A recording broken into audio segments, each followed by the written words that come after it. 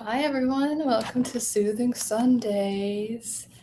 Nice to have you on Soothing Sundays. When I live stream on Sunday, we get ready for the week to just antidote to the Sunday scaries and just recalibrate your brain and your nervous system in a good place to have a wonderful week.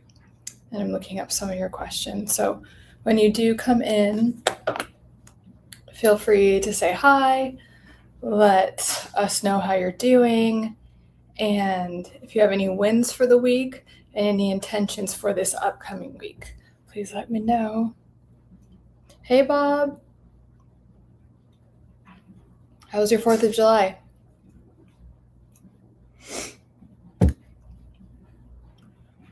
And also on Sundays, I do, excuse me, a nervous system regulation technique or something to rewire the brain. So this week, I actually spent the 4th of July under the weather. I just randomly had to cancel my plans because I got like fever and chills and it was very intense and it sucked. But anyway, I remembered, I always know, but I got a chance to really understand on a deeper level like the importance of sleep and just resting, not when you're like exhausted or because it's the end of the night. And I did a lot of Neville Goddard's what he does to manifest or bring things into the 3D, because I was sitting there a lot. Sorry, my throat is, I don't know how long I'm going to last because I'm still kind of like feverish. So just so you know, guys. But so what you do for this, and you could do this at any time. You could do this while you're cleaning your kitchen or if you're in a meditation. But the way that Neville Goddard teaches it, especially if you're really trying to bring something in and this might be new to you, is you get in a relaxed state. So you could be like sitting on a couch or something like this. And you close your eyes just to help you just to block out the outside world, because what you're trying to do is go from a circumstance that you don't want to one that you do want. So you want to just block out the outside world and immerse yourself in the vision of what it is you want. Whatever it looks like, just start there. Like, okay, if I have this thing that I want to be, do, or have, as you're just in a rested position, and you're not going to fall asleep. Your body is completely relaxed. You're breathing deeply, but you're still aware. You're still the one guiding your thoughts. And then you're going to envision that. And then you're going to bring all of the feeling into it, because the feeling is what literally connects those neural pathways. So it's not just a thought, because if it's just a thought, you're like, oh, it's out there. And Neville Goddard talks about living from the situation that you want. So if you're living from it, that means you are, like, you have that relationship that you want. You have the bank balance that you want. And how does that feel? Oh, it probably feels relaxing. It probably feels full of joy. It probably feels loving. Hey, Miss Priya, I'm going to get to your questions in a second.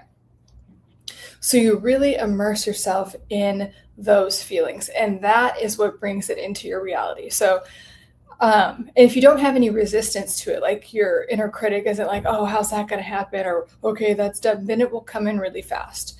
And if you have a little bit more resistance to it, it's going to take slower. So why not just get rid of the resistance? That's what Neville Goddard says. Like, he calls it the law of assumption. I think it is the law of assumption. And he's like, just assume. What do you have to lose by just assuming that it's just all there? Just feel into it and it's all there. And I've done this so many times. You know what I've done this a lot with is strawberry chocolate. For whatever reason, I like white chocolate that's like strawberry. And maybe because I don't really care if I get it or not, but I've been in the supermarket. I'm like, oh, I just want some strawberry chocolate right now. I was like, that would taste so good. And I was literally looking at all the candy, like, and it was not there before. And then it was there. And then one time I went to C's Candy. I don't know if it's like a West Coast thing. It's a candy shop. And I was getting some candy for my friend. And I was like, do you guys have any strawberry, like, chocolate? And they were like, you know what? We just took it off the shelves, but here's a bunch of, like, here's 10 free ones of them because we can't sell them anymore. So here, you could take that. And I'm like, I got all this and I just didn't even try. And that's what manifestation should always be like. So you might as well try to just get really relaxed, feel how it feels to have it, and then be like, oh, okay, I'm just assuming that I have it. And I promise you it will show up. I've done this, and you have too. You've done this with so many things because it's the laws of the universe. It's how they work. So whatever your dominant assumption is, all men are this way, all relationships are this way, or they're this way, or my life gets to go this way, is how it's going to go. Trust me. If you don't believe me, just try, just have fun with it, just try. So that's a neurological reprogramming technique.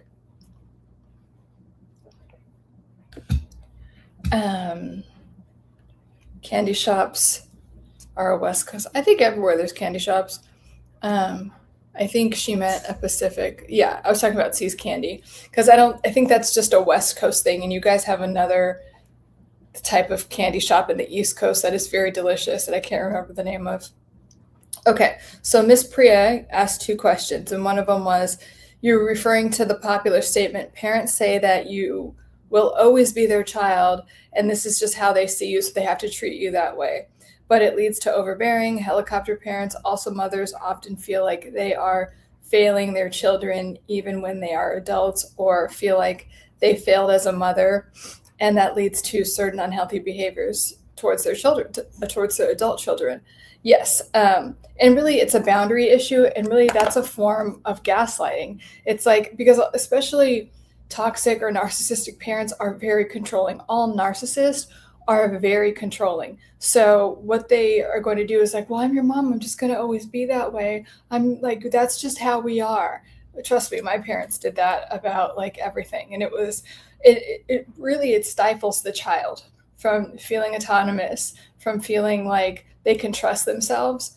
And like I've said this to my parents later on, it's like, if you're literally like brainwashing your child to think that they can't do anything. Why? Because the narcissist wants you to be dependent on them forever. Okay, my sister and I went in very different directions in this way, and I'm like, peace out, bitches. So it does. It's really very toxic because you're teaching the child that they are incapable. And as a parent, one of your things that you're supposed to do, primary things, is make a very capable, self-sufficient child that believes in themselves and wants to develop their gifts, skills, talents, and abilities. So that does the opposite of that. And it is gaslighting, and it's just a covert form of control. And then Miss Priya asked, oh wait, I did that one already. Another one, narcissists and toxic people will say a truth or a partial truth, and then to gain control, like they will say, if you weren't so overweight, you wouldn't need to be going to the doctor. How are they gaining control in that way? You wouldn't need to go to the doctor all the time. The truth hurts, doesn't it?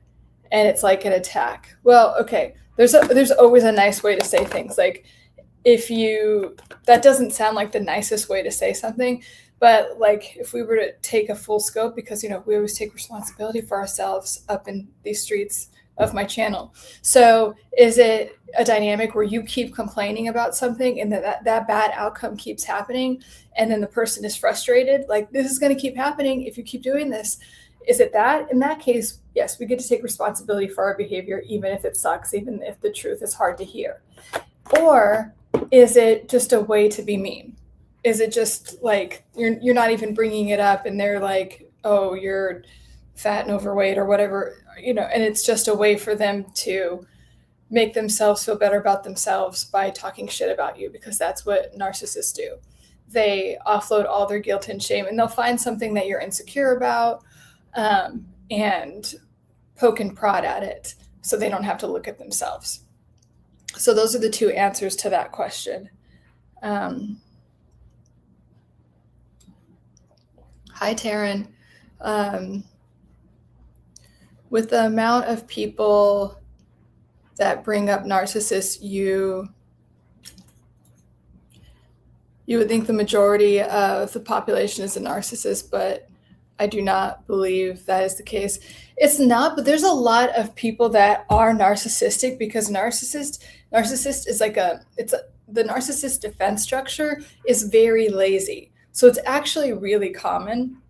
We haven't had a name for it. And some people just have some narcissist defense mechanisms. And some people have all of the defense mechanisms. And then they are clinically like a narcissist. But, because, and I always call it like the lazy personality disorder, because it's like, instead of looking at yourself, instead of doing any type of therapy, instead of taking any type of responsibility for anything, you're just going to find enablers and offload all your shit on them. And what does that do? That makes you more miserable and more angry and more full of rage. So you're just always doing this thing, and you're literally pushing everyone away from you. But then you get new enablers, and you could have a rock bottom moment if you want to change. But yeah, it is a thing. It's like, oh my God, everyone's a narcissist, and some people just have those defense mechanisms. I'm going to see if I could pull up the thing on here. Okay.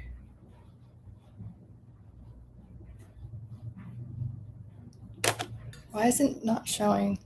I'm on YouTube on my phone, and I'm trying to see if I could, so I don't always have to go like this. But anyway, let me know if you have questions about mental health. I'm battling regret. How do I overcome it? Wait, hold on, Miss Priya. Let's see. They say it, then they say you need to listen to them. But again, right? Is it like because you're constantly repeating yourself, or is it like, you need to listen to me so I can have control over you? That's not good. But if it's like, hey, I really care about you and please listen. I mean, no one needs to listen to you. That the word need is not good. But if it's out of concern, it's like you keep repeating the same thing and I'm concerned and frustrated, then there's that. So it does matter which one it is.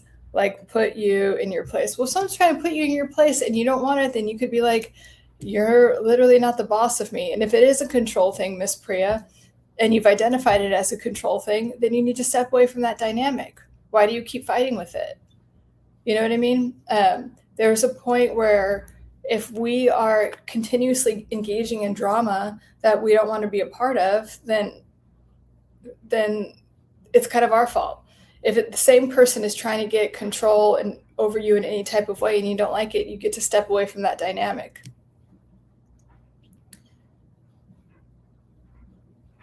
But okay, so some guy, you're battling with regret. The thing about regret is that it's in the past, right? And we can't do anything about it. We can't do anything about the past. Now, if it's a way you treated someone or something, you can go back and talk to them. Like, it's kind of specific, but like to what it is. But if it's like maybe you had an argument and you're like, I'm really sorry about what I said, then open up that line of communication. But like, specifically, what regret do you mean? Narcissist has been used so much. It's been yeah, I mean, you could say that about a lot of words, but I'm classically trained. I know what personality disorders are, and when I worked for the government, I was a personality profiler. So I know how to help people that have been in relationships with these people.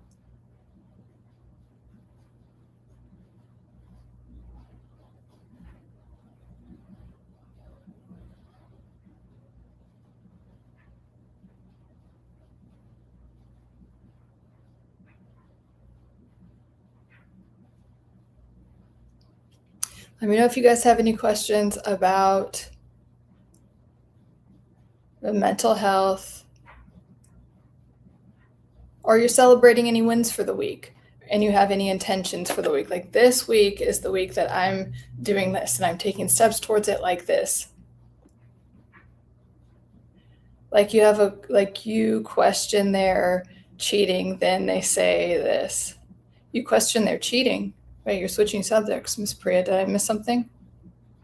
Bob, even if 2% of the population, that means there's 40 million walking around. Thank you, exactly. There's a lot of them, though. Haley, I'm from California. Where are you from? My win for the week is I stopped myself twice from going Jade. Very good. That is a very good thing. So again, Jade stands for justify, argue, defend, explain, or even engage with someone that's toxic, someone that's just looking for a fight. That, they don't really want a relationship with you. They just want a fight. My regret, the ones that got away and poor professional decisions. Okay, well, the ones that got away, do you really think that they were meant to be in your life? And if it's like, yeah, I could have really married that one or something, then we take accountability for ourselves. So it's like, what did I do that wasn't conducive to a healthy relationship?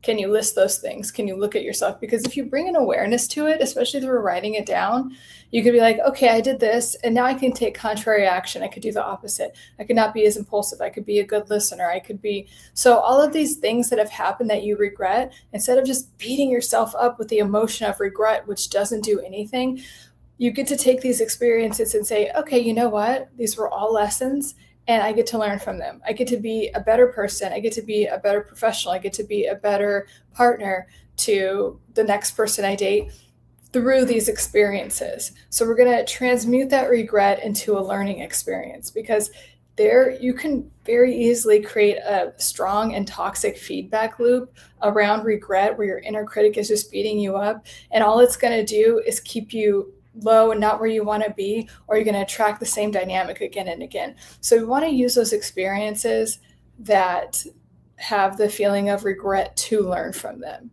And then that's a wonderful way to empower yourself too. Why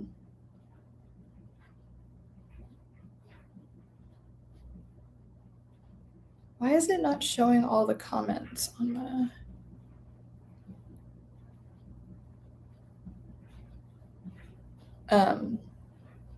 Okay, here, I got all the comments now. It's easier for me to read. Okay.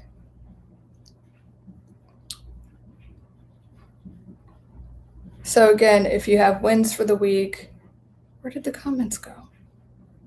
Okay.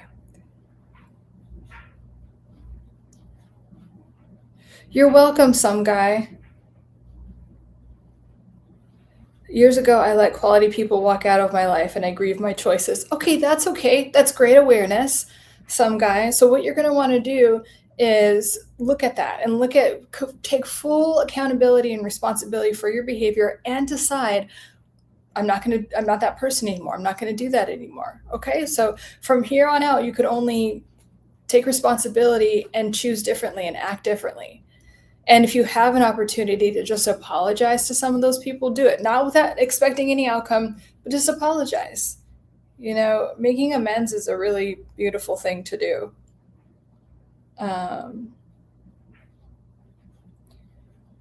Okay.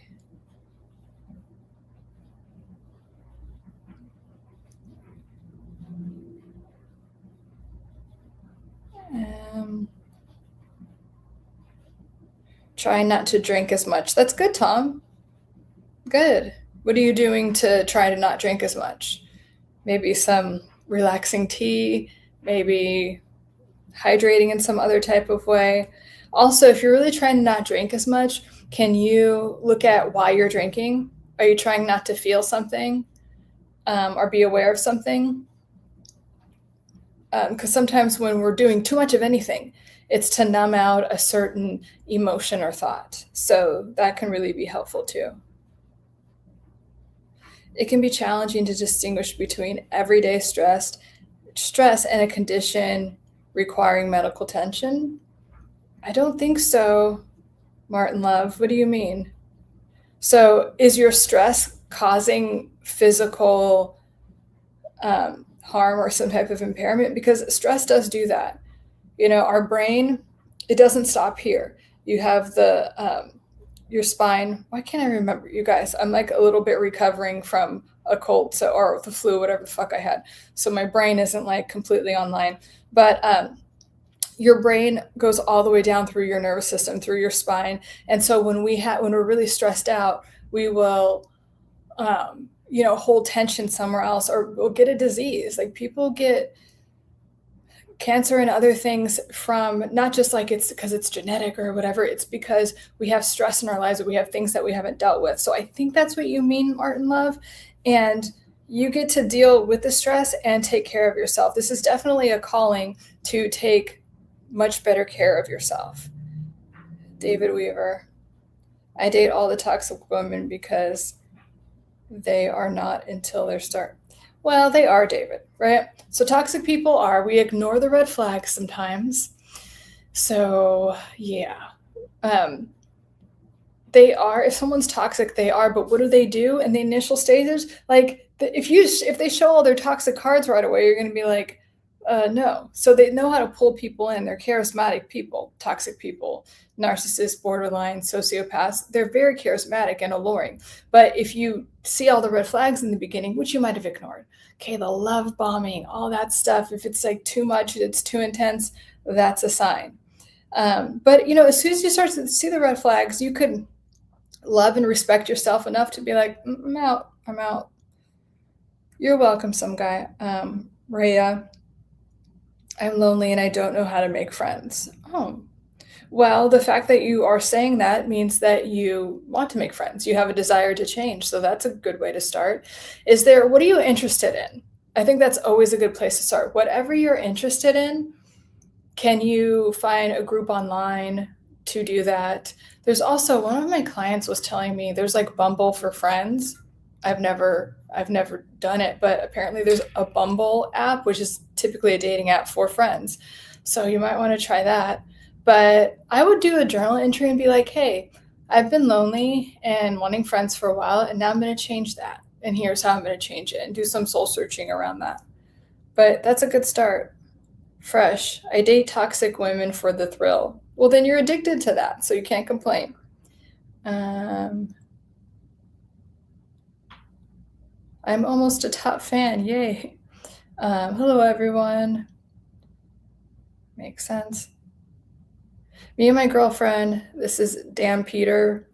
Me and my girlfriend broke up because her parents, a month ago, last week, I changed my profile picture on IG. Later that day, she changed hers too, I guess, and blocked me but keeps me unblocked on her fake account. Any meaning? I think that if you're done with someone, why don't you just not follow her on her fake account as well? I mean, people do all of these like gamey things during a breakup to see if you're still interested in all this stuff. If you're done with the relationship, be done with it. Don't follow her on anything. I never block someone. I'm gonna tell you right now. If I have an ex, I do not block them. I want them to see how happy and healthy I am without them, and how I'm doing great without them, because I'm fucking petty like that. Well, also no, I just don't care. I don't care enough to block them. You know what I mean? Because I think if you block someone, it's like, yeah, you meant something to me. And yeah, who cares? I'm not dating you anymore. You could watch my stuff. I mean, whatever. It's a better attitude to have, I think.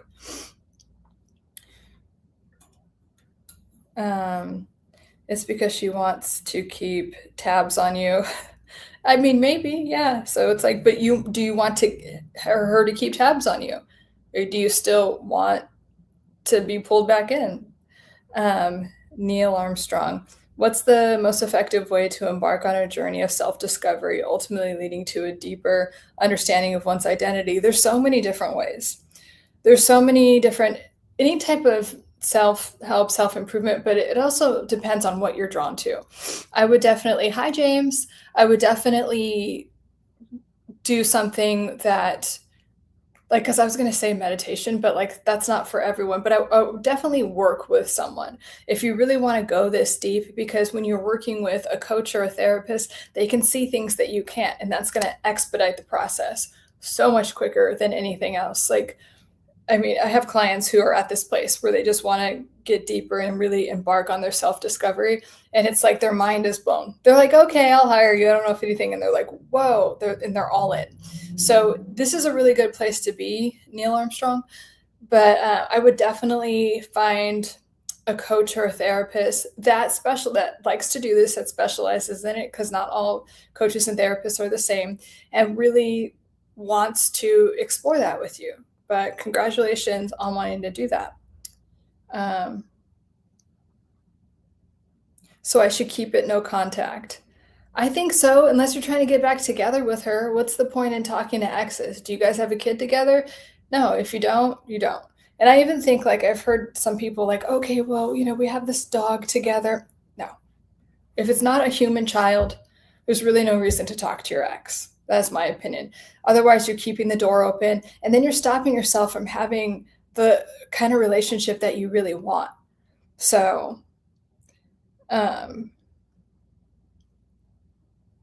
say lock the fuck in and grind and be a better version of yourself so you can see how far you've come. But that's my bias because I'm petty. Like, yeah, I mean, but why not?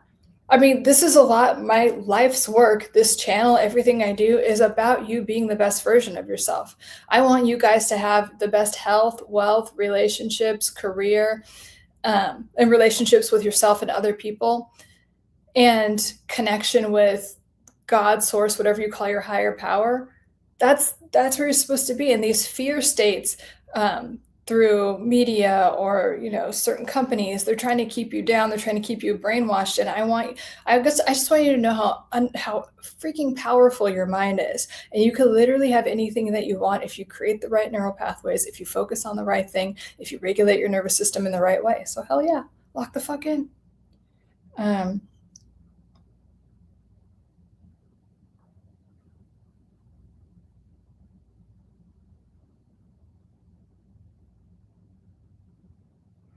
You fancy your wife's friend a lot? I would stay away from that. Come on. How do you think that's going to end? Colton. No, my problem is I just drink because I like it. I know, weird, right? Okay, I would just say, but why do you like it, Colton? If you drink a lot because you like it, why do you like it? Do you feel like an escape? Do you feel relaxed? There's a reason that you like it. And can you get to that state, whether it's relaxation or fun or whatever, without the alcohol? I'm going to make you look a little bit deeper on that one because there's more there. The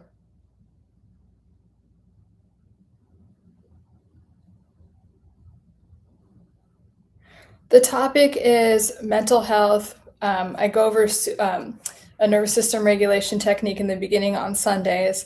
But if you have any questions about mental health, personality disorders, how to use your mind in the right way to get what you want. Yes, I love everyone cheering you on, Peter Piper. Narcissist relationships. Oh, a lot of tension needs tension? Colton, oh, a lot of tension needs that attention? I don't know what you mean, Colton. Say something. Okay. Transfer the trust from yourself to the, okay, well, I don't mind. I mean, like, yeah.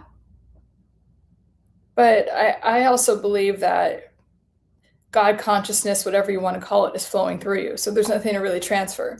If you're like, it sounds like you're Christian or whatever, they say that the kingdom is within, and like in every philosophy, spiritual thing, they just tell you, bitch, like you are God in some type of way. So it's same to me, but I don't think you need to, and this is a big thing that I have, you don't need to transfer your power outside of you. You're very powerful. If you believe in a higher power, you do have God consciousness running through you. You've just been led to believe, like kind of been brainwashed by fear, and you forgot how to access that. So if you remember how powerful your mind is. Can one be a narcissist and then be cured? If they want to.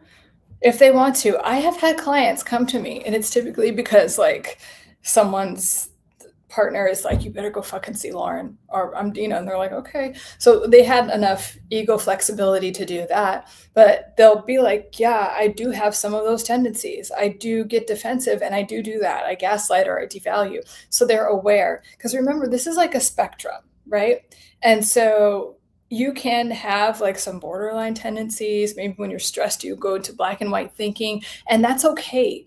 It's just there for you to understand. So you can be cured. The danger is thinking that like, I fell in love with this narcissist, and if they could just be the version I met when they were love bombing me, don't get into that, because they have to want to, they have to have the willingness. And this is true for anything. The first and really only question I have when I take on a new client is like, where's your willingness? If you're willing, like we can do this. We can do this, bitch, and we're going to get really good, fast results, but your willingness has to be there. And so if they're not willing to like be cured or like have these defense mechanisms assuaged, then no.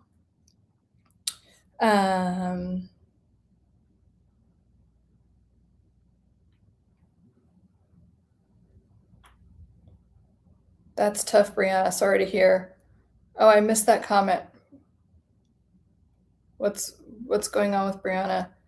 Thank you. I'm really trying to change. She doesn't care so much. She gives it thought.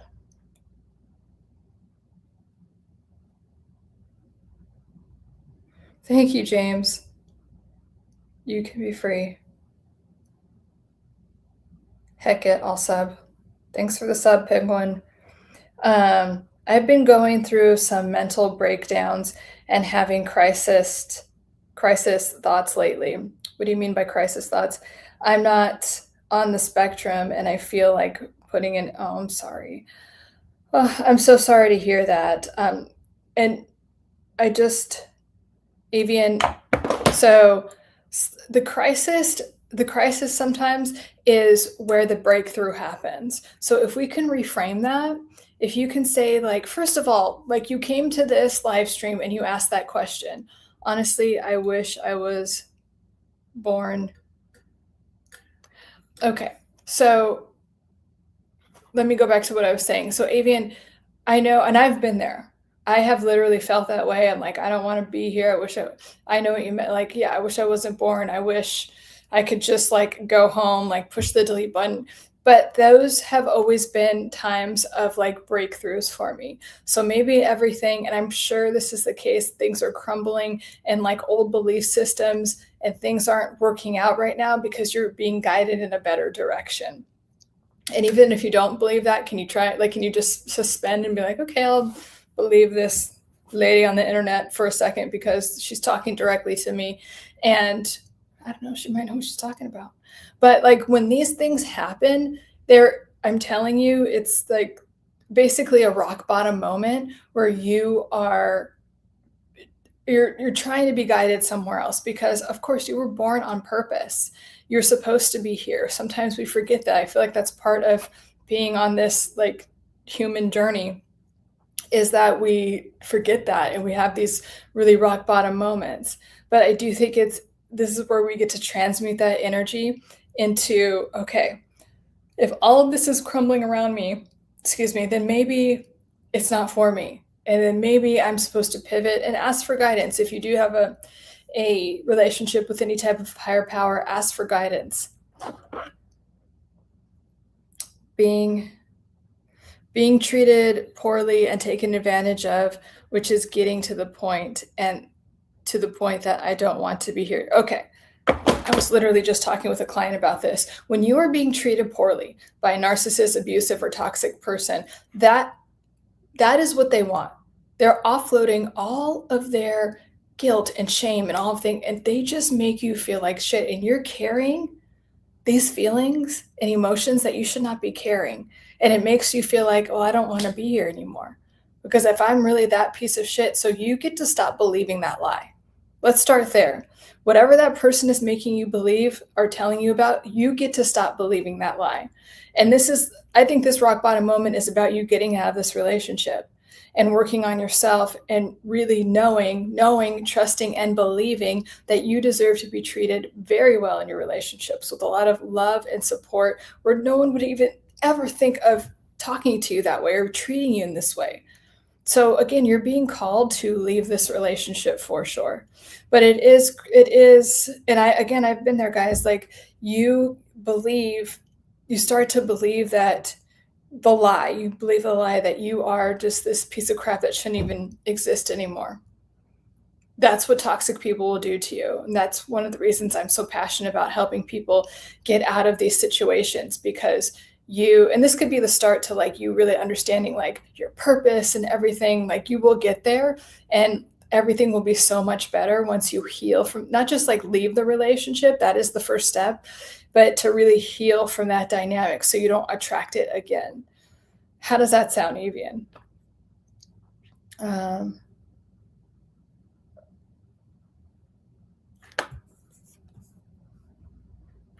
I was just saying I struggle with self-harm and, oh, and manipulative. Oh, okay, I'm sorry. Somehow I missed that. So what are you doing, Brianna, to, are you doing anything right now to work through those things? Because when we struggle with self-harm, body dysmorphia, and the ED and the thoughts, there's a very strong like desire to not be present and to not be in your body. So I'm assuming that you get to do some work around trauma and releasing trauma that has been stored in your body. And are you doing that? Are you working with someone? You could do somatic therapy. Sometimes that's a little too intense for someone. Sometimes we, like, when I work with people that are struggling with the same thing, you want to start with just talking and then ask, like, oh, is it okay if we do somatic therapy? Because all of this pain is stored in your body. That's why a lot of it is being taken out on your body right now with the self-harm and the eating disorder and the body dysmorphia. So what are you doing to work on that? Are you still in the midst of, like, and these are forms of addictions as well, but I'm so sorry to hear that. But are you getting any type of support? And even if you go to, they have a 12-step program for ED, and they talk about all of these other things that you're feeling. I'm a big fan of 12-step. But let me know what you're doing, Brianna. I'm glad you're here. I think you being here and saying that makes me know that you want to change. So give yourself credit for that. And it is really hard because it's like, we're in our bodies and then you don't want to be in your body. And so you're always battling with your body and trying to hurt it in some type of way because maybe that happened in the past. And so it's a journey to feel safe in your body again. All of the things that you are in the process of overcoming are a journey to feel safe in your body again. And you will. Trust me, you will. I know, even if it doesn't seem like that, you will. She does, Erin. I do what?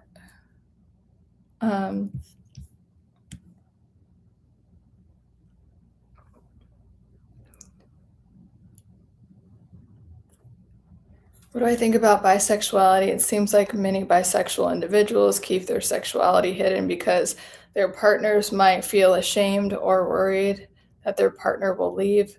Sorry, dear queen. Oh, wait, sorry, that's someone else's comment. I think that everyone, like, I think sexuality is, like, on a spectrum. And I think, like, even within, like, your lifetime, it can shift around. I've seen that a lot with my clients. So I don't think anything, like, bad or good about it. I do think, like, in a relationship, some people are very open with their partner about how they are. But, like, with real, like, bisexual people, that doesn't mean they just pick, like, if they're with an opposite sex person, then they're still in that relationship. It's kind of like I'm attracted to Mexicans and white guys or something, but you don't just, like, oh, I'm sorry, like, I'm racially, like, you're in that relationship and grounded in that. It doesn't mean, that's been my experience with coaching people that are bisexual. But I mean, the rules are different for people in their relationships. Some people have a lavender marriage and then that works for them and they both do their own thing. So, but if it's a thing where you get into a relationship and it's like, oh, there's this part of me that you didn't know, well, then, yeah, that needs to be talked about. And sometimes they don't want you to know, especially if it's a guy. I haven't told this story. So I was dating this DL. He was like a DL narcissist, like down low gay. And then I'm like, it was so obvious that he was gay. And I'm like, okay, like, do you hook up with guys? He's like, how dare you? And I'm like, I'm being very open-minded about this. I just want to know, like, and then he wasn't having it. So it depends on the person and how willing they're to be, like, really open and honest with their partner. Even I've been single all my life. It's mainly from work or outside of work. people be sketchy nowadays, and I don't trust anyone because I used to be bullied due to my disability. Okay, so there's an opportunity to trust people because there's sketchy people. I'm not saying that there's not. But again, like I was saying in the beginning, your dominant beliefs will create your reality. They just do. That's like, it's just, we have this movie in our mind and it gets projected out into the 3D world. So can you start to change your core beliefs to maybe there are some people, you can even start with a maybe. Maybe there are some people that I can trust and that really would love and support me. And then you could change it into, you know what, there are people out there who love me for who I am, and I can trust them and be supported by them, and start slowly changing your beliefs. Because if you don't, then it's going to be impossible for you to attract people that you trust. And I'm really sorry that you were ever bullied. But it doesn't seem like that's happening anymore. And so one of the biggest parts of healing is that we have a past and we're carrying it into the present. And that's going to keep us stuck. That's going to keep us in the same feedback loops. So deciding that the past literally doesn't exist anymore. 5 minutes doesn't exist anymore. It's in the past. And can we leave it there? Every time your heart beats, every time you take a breath, you are anew. You're literally born again. Okay? You really can't. Like, anything can start over just like that.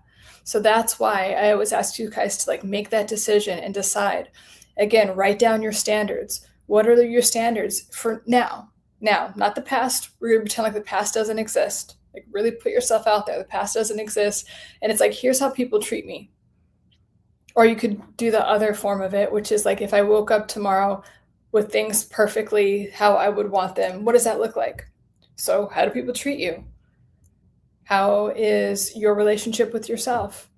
How is your work dynamics? What's your personal and romantic life look like? And then from there, those are actually your new standards for yourself, and write them down. So I am, Evie, and I'm really hearing that you want to change, which is good. But there's like the little version of yourself, the little child version of yourself who's scared. So we have to tell that version of ourselves, hey, it's not year whatever, it's this year. And now we can have friends. Now we can be loved and supported. Now we can live the life that we want to live.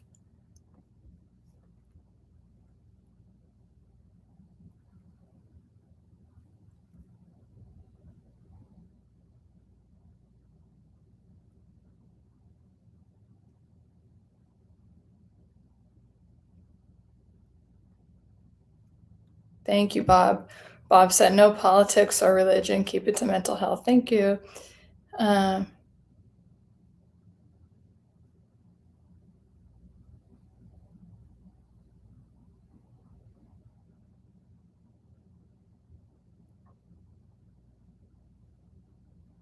Okay, Brianna, yes and no. My parents think I'm being dramatic. That's a form of abuse. Oh, that's called minimizing. You're being dramatic. So your parents are being minimizing, and for getting better, I'm trying poetry. I love that. Like from Ginny and Georgia and Rubber Band on my wrist. So if I feel like relapsing, I snap it. Okay, I like that. That's positive pattern disruption. And I love poetry. I love creative outlets for healing. Some of the best healing comes from writing poetry and music or whatever creative outlet you have. So do with that. I'm really sorry that your parents are saying you're being dramatic. And I grew up with my parents saying the same thing, and it is just to minimize it so they don't have to deal with it and so they don't feel like failures. So that's the other thing that sucks. It doesn't even have anything to do with you. So I'm really sorry to hear that. But you keep focusing on you and your healing.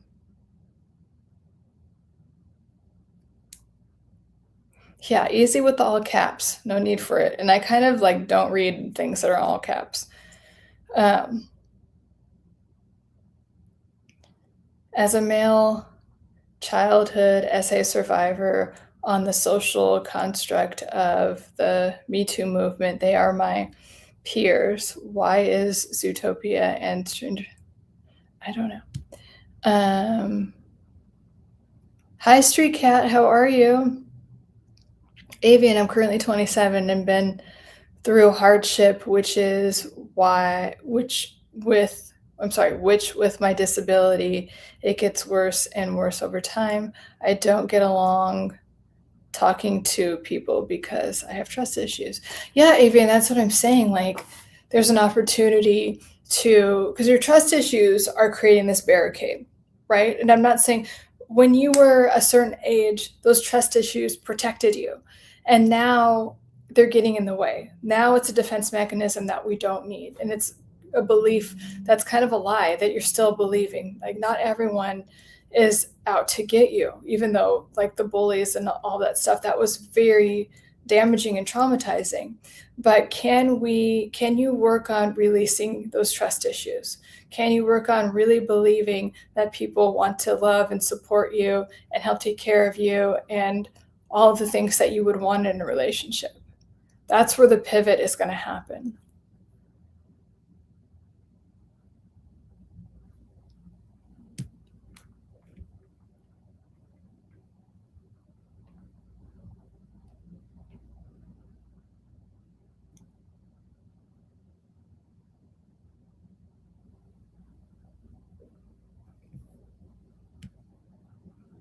Okay, thank you.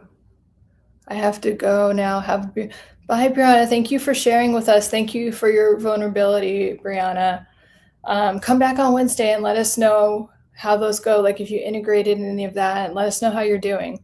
I also live stream Wednesdays at 6 p.m. PST.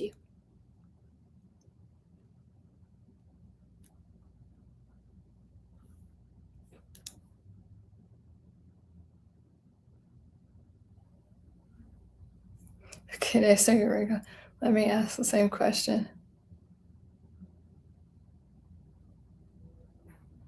Men's mental health awareness brought to light as much as anything else.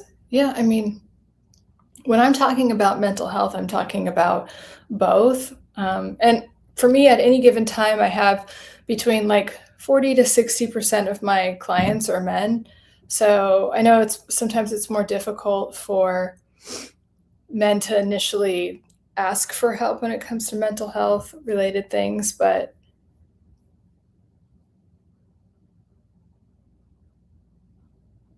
I think it's becoming more common. And yeah, it's just about finding the right therapist or coach.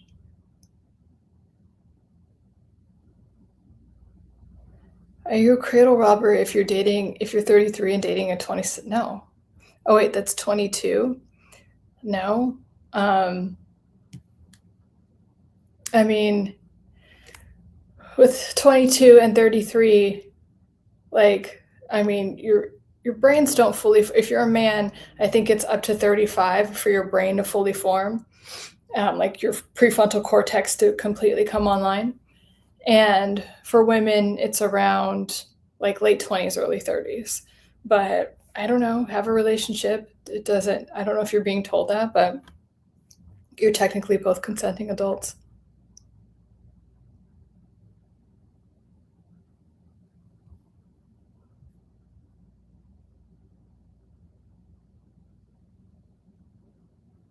Hi, T-Bird. Nice to meet you too.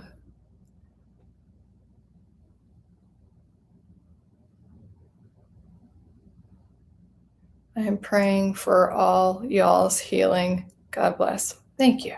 Thank you, Leo.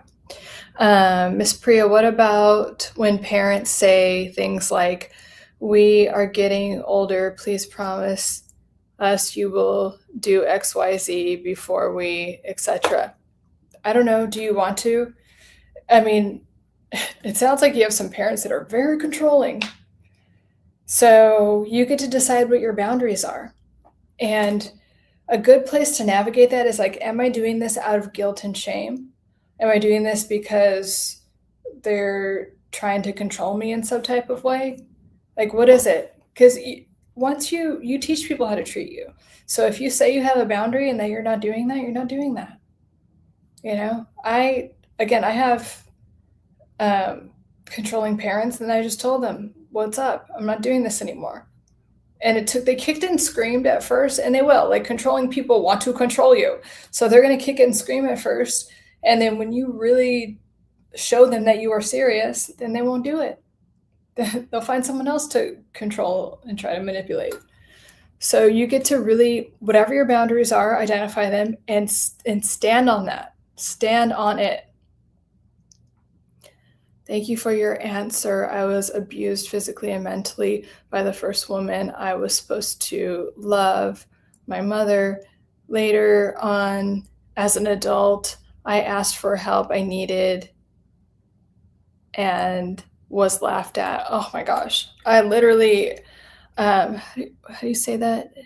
Disgog.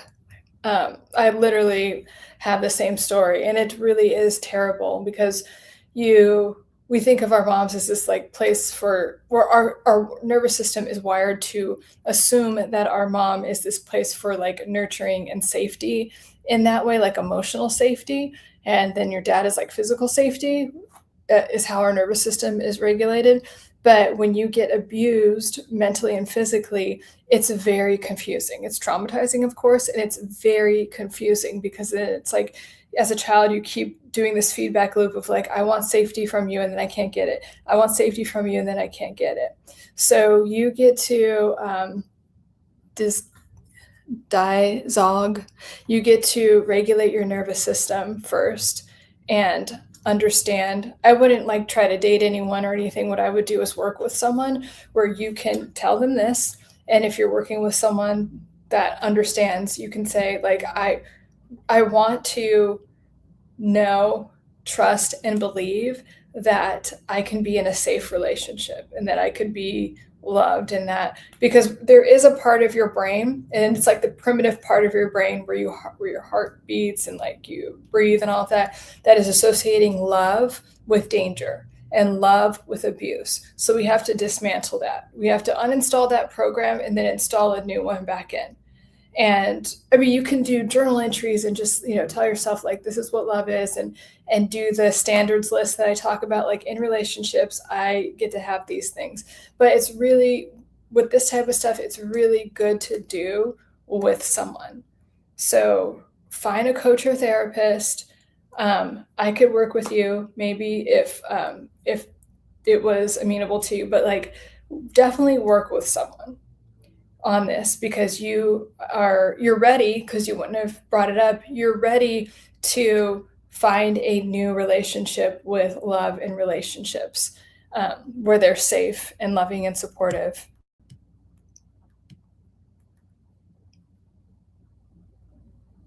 I've been listening for a while, and I think that's the key to deciding who to trust and who to just watch and listen, and don't give yourself away all at once. Yeah. Avian, I hate when people are controlling. Yes.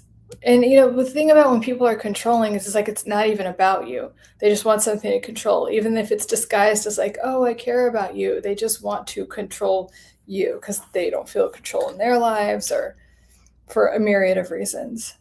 Ivan.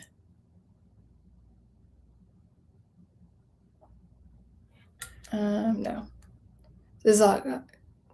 Bob says, Discog, I feel that you should be proud for addressing it and seeking help. Yes, you absolutely should. Like, literally serious big win for, thank you for your vulnerability here. And then also, you are so ready to leave that old feedback loop, that old way of relating to people behind. I'm still dealing with the repercussions and I'm trying to heal. You are healing. You are healing. And when you say you're dealing with the repercussions, are you still dealing directly with your mom, or are you working through these trust issues and how you're associating love? Like, as long as you're doing the work, you're doing great. But I would take out the word trying because you are. Leo. Okay.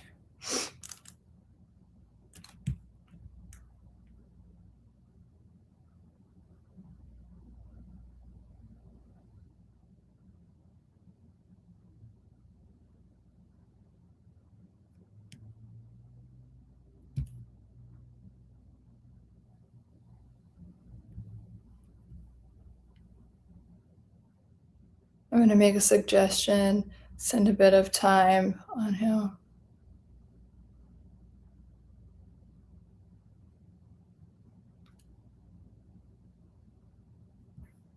Leo, please be easy with preaching. Yeah. T-Bird, in a world where literally everyone you have ever loved and trusted had you down, then it trains you not to trust. You feel, yeah, I get it. I get it. It does train your brain to do that. And like your brain is actually so fascinating and so amazing because it's just trying to protect you. Your nervous system is just trying to protect you. So when you had those experiences, it's to protect you, right? Like you might have burned yourself on the stove one time and then your nervous system is like, don't do that again, you got burned, right? So it's the same type of thing. But our nervous system is also wired to be in connection with people that are safe, right? So can you change your beliefs and decide what lies you're believing? That's the easiest way. Instead of like, oh, my false belief, like, what lies are you believing now? What kept you safe when you were younger that you don't need anymore because you're ready for deeper connection? Let me see.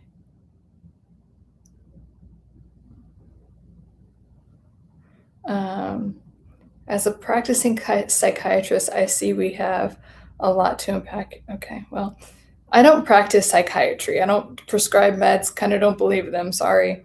Thank you for your, Dizog, thank you for your answer, that helps.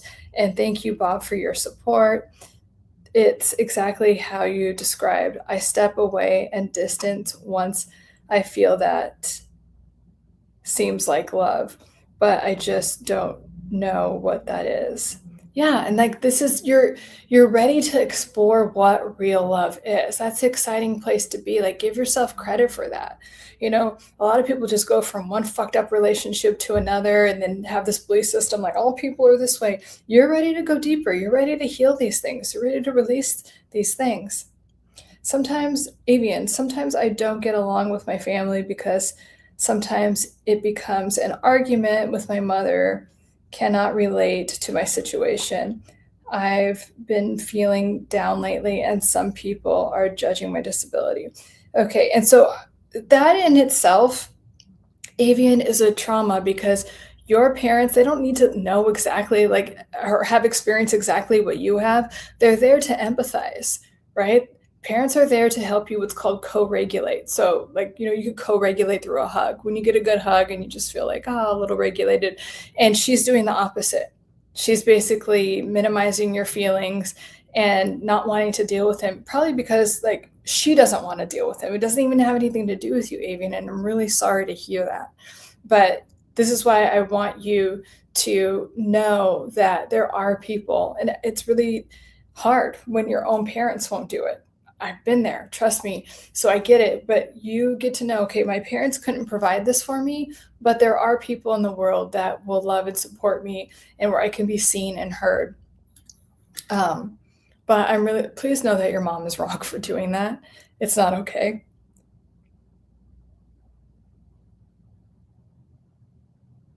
Miss Priya, do you think our current culture of rage baiting, provoking, or engagement causes addictions? Since you could be addicted to anything. And rage bait only works if someone wants to be baited. So they have an addiction to that too, to the drama or to getting angry in that way. If you're getting hooked into the rage bait, maybe you have a rage addiction. Maybe you want to just get all these feelings out, or a drama addiction. So it can only work if you're unaware of where you might have some addiction loops and numbing out behavior, and do you want to get rid of them? Okay.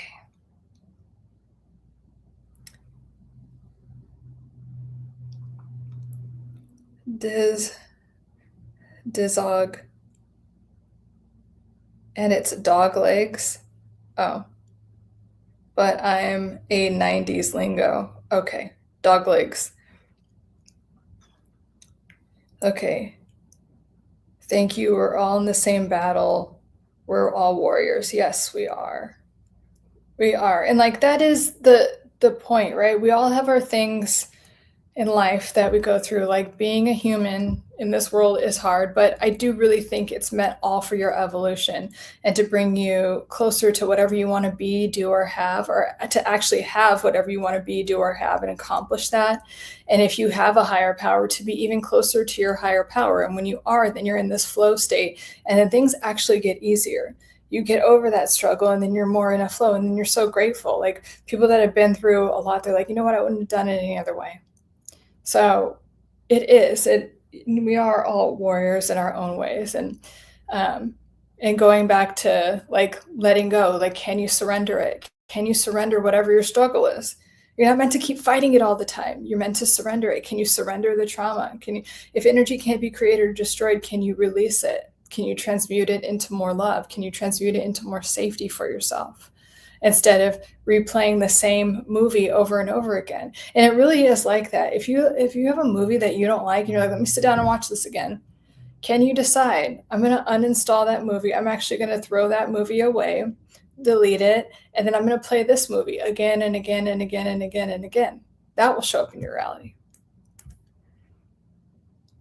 Miss Priya, last one. I forgave someone who raged me without them needing to apologize. Does that say, oh, wronged me? I'm sorry. I forgive someone who wronged me without apologizing. Yes, I love that, Miss Priya. And we forgive so for ourselves. We forgive so we're not holding on to this negative energy. You forgive them for that. You're not condoning their behavior. You're just releasing it from your consciousness and nervous system. That's all forgiveness is. It's releasing the past. It has nothing, you don't have to tell them I forgive you, nothing like that.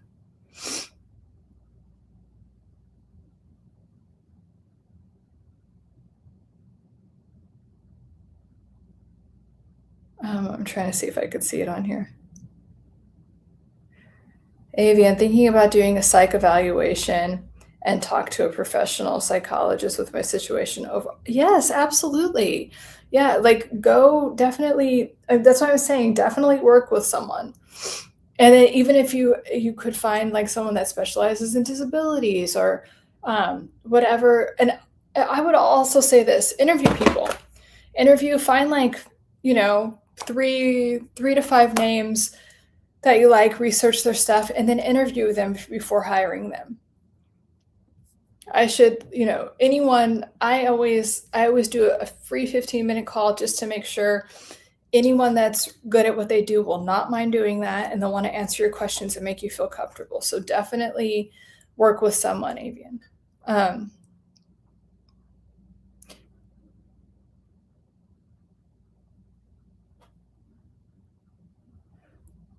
One day, me and one of my exes were arguing, and she hit me with her car and crashed into another car. Oh, speaking of addiction to drama, it was pretty funny. Glad you thought it was funny. Jesus. That is a big win, Miss Priya. You should be very proud of yourself. Hey, J-Ro. Hey, girl. Hope you had your 4th was great and you're beautiful as always. It's hard for me to get past stuff, but I try to keep my head, especially people that pop in from the past. Try to keep your head when people pop in from the past. Well, if people pop in from the past, do you have a trigger associated with them? So it's not even if people pop in the past, it's what feeling have you not let go of that maybe was produced by a situation with them. So can you release that feeling where you just don't care? You're just neutral to them. You don't hate them, or you're not like, oh, nostalgia. You're just like neutral, like the color beige to them. Can you do that with anything that in your past that isn't serving you?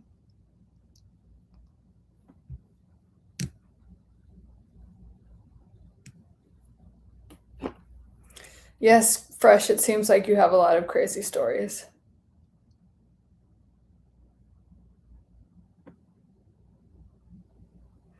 Oh, Avian, you're saying because anytime I talk to a counselor, it's not benefiting and I stopped. Okay, here's what I want to say about that though, because there's plenty of good coaches and therapists and counselors, but you have to be in a place where you trust, right? So before you start looking for people, if they're a psychologist too, I've met a ton of shitty psychologists that don't even know what the fuck they're doing, okay? So a lot of times we get into this thinking and we're like, oh, if they're psychologists, maybe they'll be better. It's within you. So I want you to, before you start looking for a psychologist or whatever, decide that you will find someone that you can trust because you have trust issues. I did the same thing unconsciously. I'm like, I can't find a good psychologist. Or especially after I got my degree, I kept going to therapy, and then I was teaching the therapist thing. So like, oh, how do you know this? And I'm like, oh my God. But it wasn't because I'm so smart. I mean, I am, but it was because I wasn't willing to trust that someone could take care of me. So Avian, before you start looking for people, decide that you can trust someone to help you, because you haven't had that in your life. You have had people minimize your things and bully you. So decide that you trust that there is someone out there that would just love to help you and support you. It will shift it. Then you'll bring in someone that's just perfect for you. It can take a while to find, but a good counselor, yes, absolutely. A good counselor you click with, yeah. It can or cannot. Again, is that a belief? Like, you can decide it's going to be, I've done this with like the dentist. It just overwhelms me. I'm like, oh my God. And then I was like, you know what? This is going to take 5 minutes. Mama doesn't have time. Like, this is going to take 5 minutes. And I just put it out there.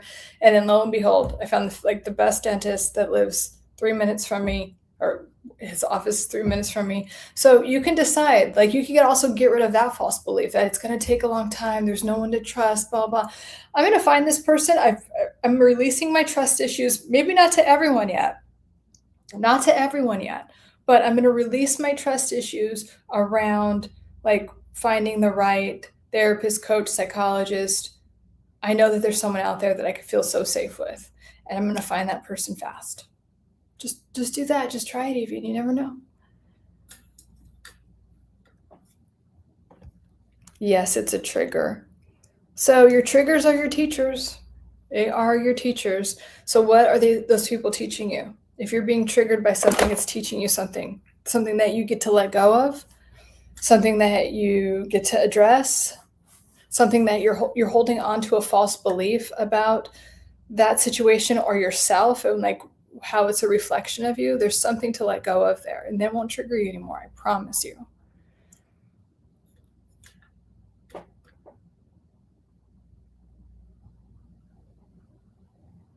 Okay. Anyone? I am impressed that I lasted this long. You guys, I had like fever and I had to cancel my plans yesterday. I had like fever and chills and all the fabulous things, and it still was going in today. I've never sweated, but I stopped sweating. I just look a little chopped right now. I look a little tired. That's okay. But yeah, I'm glad I didn't cancel it. And I love answering your questions. I love having you guys here. I will be here this coming Wednesday at 6 p.m. PST to answer your questions. In the description, because we were talking about Discord, creating I'm going to create some type of community somehow. But Discord, I was like on the fence about. If you look in the description here, there's a link to the community, and it's on Collab. Let me know what you guys think of that. If you guys are like, no, I hate this, then I'll probably pick school, maybe Discord. I don't know. But the thing is, I want to have like a membership thing where we could do this, but it'll be like a paid membership. It won't be that much or anything. And then I could talk to you guys on Zoom, and then we could get deeper into things. And I just think it'd be really great. But I also like the Go Collab because you guys can talk to each other. And you can DM each other if you want, but school doesn't have that. You can only like do it in the community. I don't know, like Go Collab does have more features. So it's just not as popular right now. A lot of people don't know about it. So let me know like what you guys think about that. Oh yeah, I'm already feeling better. I was just like 3 hours ago, I was like, oh no, but I am feeling better. So It'll be fine. I like never get sick, so I was like being kind of dramatic about it. But yeah, my head is just it's like a little bit here, but it's all good. Let me see. Let me be clear things. Yes, God bless you too. Yeah, so let me know what you guys think about that. It's just the Go Collab thing, it's like completely free right now. I just set it up and haven't done much with it, but let me know like if you like that platform and we'll go from there. But I really would love to start a community. Hope you feel better. You don't look oh, maybe I just feel chopped. I don't know. You know that feeling. Thank you. And thank you, Bob, so much for keeping these streets clean by moderating. You are the best. I hate the feeling. Yeah, I know. Honestly, I think you are the best person to talk to for support. Thank you. Oh, you're welcome, Avian. I'm so glad that you showed up here and said all those things. It's such a good step in the right direction. You're like so on the right track. You really are. Thank you for your vulnerability. Good. See, you're working on it already. You can trust people. So you're getting there. And like that's the thing, you guys are typically so hard on yourselves. Like be nice to yourself. You're doing so much better than you think. That's why I always say, tell me your wins for the week, because you're so focused on everything that you're not good at or whatever that you want to beat yourself up about. You can trust other people, I promise you. And you'll learn that. You'll learn that when you do the work with someone, that you'll learn that you can trust people, even though you're just releasing that old trauma. Trust is a two-way street. It is difficult. And then it gets easier, I promise you, to trust people, like Bob was saying. It's true. Okay, you guys. Yeah, that was my little announcement about the Go Collab platform. My community is called Infinite Self Society, but the link is there, and I have to add stuff to it, but let me know. We'll brainstorm it together, and you guys could be founding members. Yay. All right, love you guys. Thank you so much. You guys gave me life. It's so nice being here. Since everything just happened, I feel more of an introvert, but I'm trying to get out of just slowly come out of your own shell. Don't try, just like be gentle with yourself. But anyway, I'm gonna wrap it up and drink more water and go back to sleep. So I'm all good. Oh yeah, whenever you get a chance. I'm just I want to hear you guys' feedback. But Discord is still in the background. I'm still thinking about it. Yes, take care, everyone. Thank you so much again, Bob. You're amazing. And I love you guys, and I'll see you on Wednesday. Mwah.